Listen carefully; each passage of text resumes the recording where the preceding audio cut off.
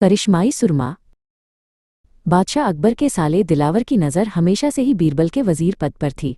अकबर जानते थे कि बीरबल की जगह लेने वाला बुद्धिमान कोई नहीं है, पर वो अपनी प्यारी बेगम के भाई को सीधा ना भी नहीं कह सकते थे। तब अकबर ने एक अजीब शर्त रखी।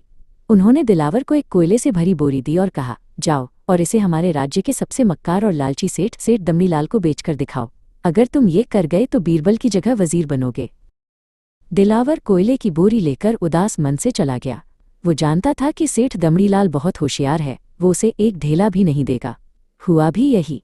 सेठ ने कोयले के बदले एक पैसा भी देने से मना कर दिया और उल्टा दिलावर को ही चूना लगाने की कोशिश की। साला अपना सा मुंह लेकर महल वापस लौट आया और अपनी हार मान ली। अब अकबर ने वही बोरी बीरबल को दे दी।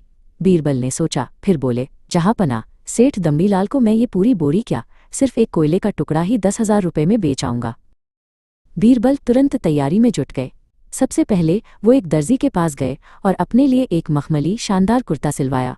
फिर हीरे मोती की मालाएं पहनी और सबसे बढ़िया जूती खरीदी।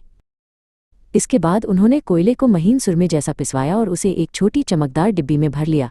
बीरबल ने अपना भेष बदल लिया, एक आलीशान मेहमान घर में रुके और पूरे शहर में इश्तिहार दिया कि बगदाद से एक बड़े शेख आए हैं जो करिश्माई सुरमा बेचते हैं। इश्तिहार में लिखा था, ये सुरमा आंखों में लगाने से मरे हुए पूर्वज दिखते हैं और वे जमीन में गड़े धन का पता भी बताते हैं। ये खबर शहर में आग की तरह फैल गई और जल्द ही सेठ दमड़ीलाल के कानों तक पहुंची। सेठ ने तुरंत शेख बने बीरबल से संपर्क किया और सुरमे की डिब्बी खरीदने की पेशकश की। मोल भाव के बाद डिब्बी का सौदा 10,000 रुपये में तय हुआ। पर सेठ भी पक्का था। उसने कहा, मैं अभी लगाऊंगा और अगर पूर्वज न दिखे तो पैसे वापस।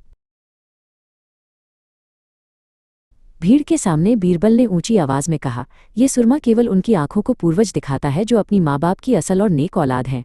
अगर आपके माँ बाप ने भी कोई बेईमानी की होगी और आप उनकी औलाद नहीं हुए तो आपको कुछ नहीं दिखेगा।